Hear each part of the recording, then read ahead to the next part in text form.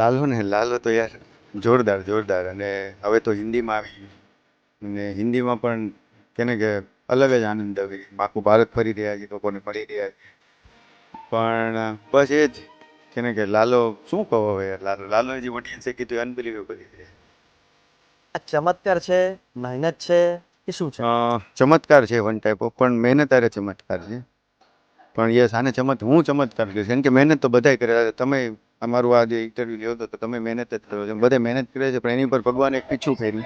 તો આને મતલબ હું પર્સનલી એમ કહીશ કે આ થોડો ચમત્કાર છે. લાલો વખતે ચેલેન્જીસ તમને ઘણા બધા આવ્યા છે, એમાંનો કોઈ એક ચેલેન્જ જે તમને આમ સખત કનેક્ટ કરતો હોય આમ? બહુ બધા ચેલેન્જીસ છે, આખું પિક્ચર જ છે. એટલે મને એમ કે ને લાલો એટલે મને યાર થઈ જાય ને એટલે આખું પિક્ચર એવું સાચું કહું તો નથી યાર, કારણ કે આખું ફિલ્મ જ ચેલેન્જિંગ હતું. થાય નહીં થાય, શું કરશું, સવારે ઉઠીને જ હતું કે કરશું કઈ રીતે થાય, થઈ જાય થઈ જાય થઈ જાય. મને એવું લાગે છે કે છે ને એક માસી હતા, એમણે રિવ્યૂ આપ્યો હતો કે મને રોવા લાગ્યા હતા બહુ જ સખત, અને ખૂબ અડી ગયું. ત્યાં જે મેં ન જોયું તો કદાચ મને મારા ભગવાન ખીજાત કે એવું કાંઈ. અને એ રિવ્યૂ બહુ વાયરલ થયું.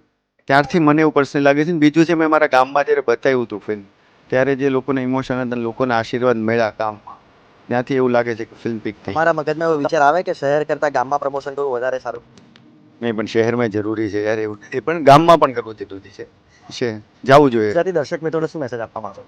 Thank you, love you love you love you, thank you. આને કોઈ મેસેજ નહીં, બસ પ્યાર આપવો છે, પ્યાર. થેન્ક યુ, કારણ કે મને તો અહીંયા સુધી એને ખંભે બેહારી મૂકી આવ્યા છે. Thank you. Thank you.